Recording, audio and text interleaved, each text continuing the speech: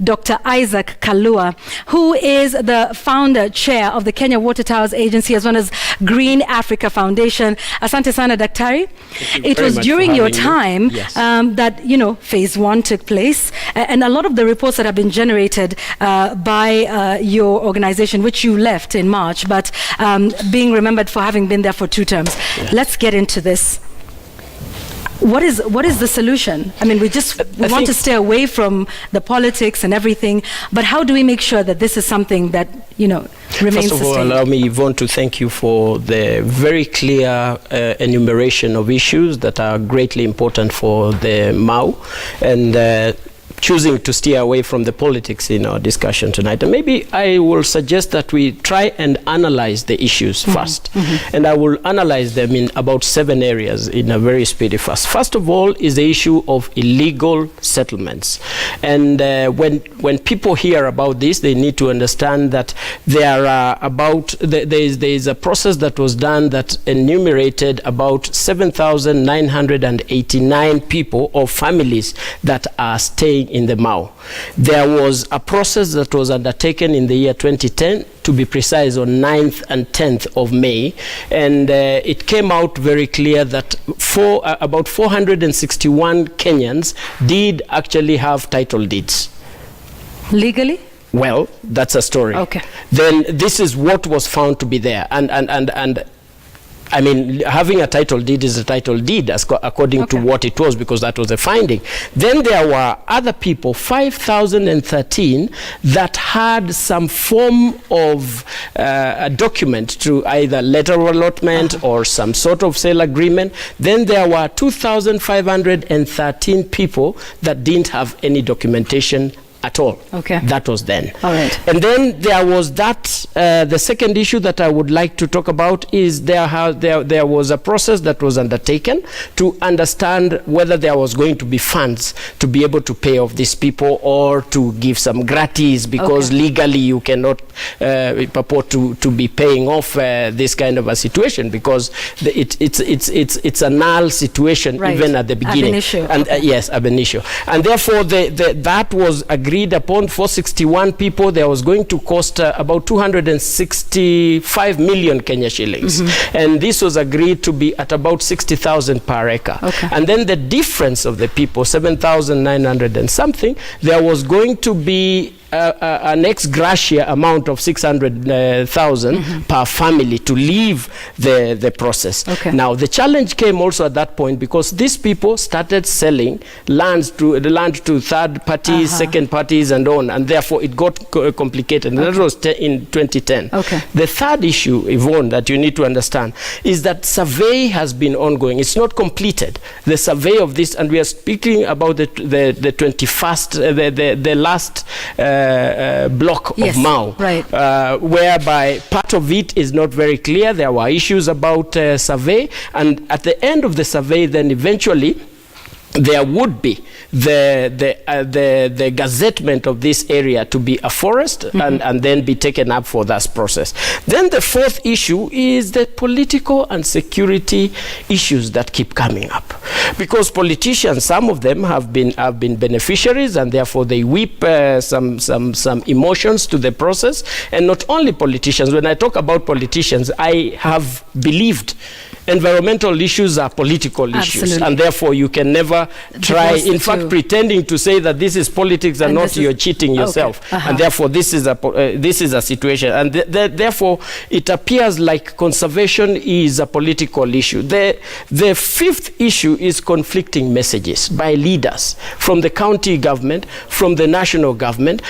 People are leaving, people are not leaving, and therefore this becomes an issue that needs to be looked at. The sixth issue, Yvonne, is the inadequate capacity that is available and funding, because Kenya Water Towers Agency, with the Joint Enforcement Unit, which has got KWS administration, AP, and also the county government, only receives about 55 million Kenya shillings per year, and KFS another 12 million, which is a million shillings for the forest that is nearby there. And therefore that is an issue because of this. There were, of course, issues some times back when I was the chair, and we managed manage to sort out so that the funds are used in an efficient way. And finally, the other issue is now what you have raised. Land degradation, leading to the floods that we have, leading to the insufficient food, leading to the drying of the rivers, and all those messes. These, I would say, are the 7 issues that are of main concern. So, Dr. How do we sort this out? We did phase 1. There's mixed reaction as to whether it was successful. You would tell us that. But then here we are in phase 2. How do we make sure that this is not an issue that recurs year after year, or should I say election cycle after election cycle? I have a solution. Okay. And I am saying this as a prayer, because we can never, you remember I was the whistleblower on Mau even from inception, and here we are many years thereafter, and I believe that we have made it very clear, and then it was made clear there are only 3 options, and I want us to help the president. By the way, the president is doing a good job.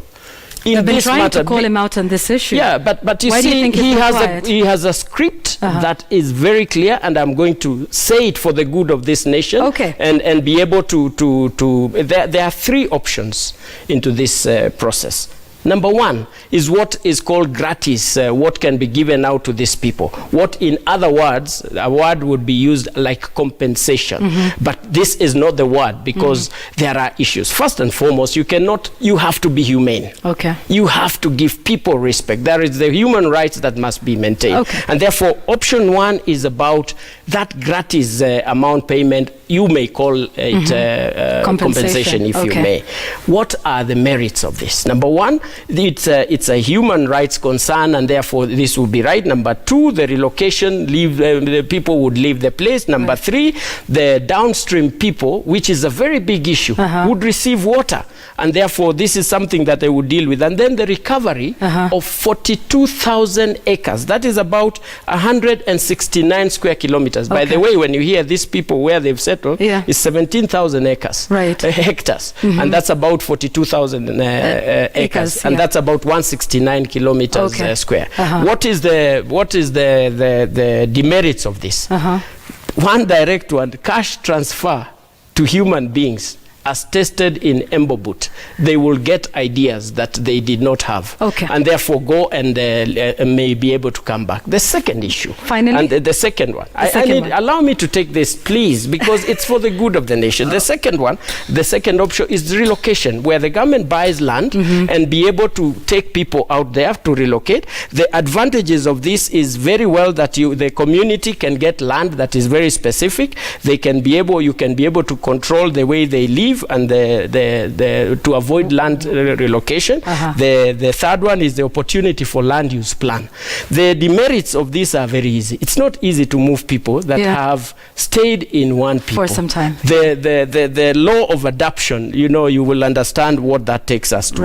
And then, of course, to disenfranchise the people out of their places.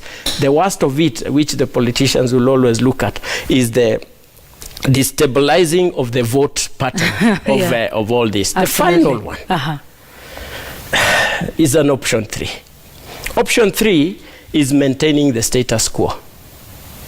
Maintaining the status quo very clearly avoids leaving them in. All these are options, but I want to give you the merits and the demerits. Then we can make a decision as Kenyans and keep the politics away, and help the presidency and everyone else who's doing all this. And one is you avoid a humanitarian crisis. Well enough, it's an opportunity to create an interface between human and environmental concerns. But now let's deal with the demerits. And I'll take you. One is we will have lost the 42,000 acres of land. That's 17,000 acres, which is a shame, because that's a forest land. The second one is that the Masai Mau is important catchment. Just the issues that you raised that are very important without having to enumerate all of them. The energy sector, which we did valuation at my time, which was coming to about 23 billion Kenya shillings. Many other issues talking about hiving this process. Also the process is very expensive in terms of also taking it to the parliament for approval and all these other issues, and it's a long process. But imagine the mess that it leaves in the environment. And what so those are our options. Those are our options. Okay. But remember, your final word. Non-controversial areas like Mau that are the 22 blocks, the title deeds are ready. Okay. It would be the president's obligation. It is going to be a great legacy if this is given an opportunity to be given the title deeds to be issued, and they be locked under key at the treasury so that we have all this. And finally, I want to give you a document. This is all that I would say as a finality. All right. The president is reading from this script. The deputy president is reading from this script. What script is that? It is leading, and it is a time right now. Raila lost presidency at his time because of Mau. Nobody else should go through this. And those who are planning games to play that should not be able to do this. Okay. Moi has land in that place that is not being abused. All this, we should just bring this to an end. The options are three. Yeah. It is for us to help the presidency. It is us to make the community understand. And it's only about education. Education breeds confidence. Absolutely. Confidence breeds hope. And hope breeds peace. And what document is this he's supposed to be reading from? That's a document that is a decision that was made at my time. It has never been given out anywhere. I do this for God's glory and for peace in our nation, because you need to bring it out so that we help these people, because they are fighting over politics which is not going to lead us anywhere. Dr. Isaac Kalua, who is the founder chair of Green Africa Foundation and the Kenya Water Towers Agency. Thank you. This is a document we'll be sharing with our viewers, especially during News Gang. We'll, I'm sure, take a look at it and see what options are there for painting so clearly those issues that are there. Would we want the status quo to remain? Well, that is up to us to decide. You now know all the options away from all of the political rhetoric. This is Tonight. We're taking a break. We're right back with more news.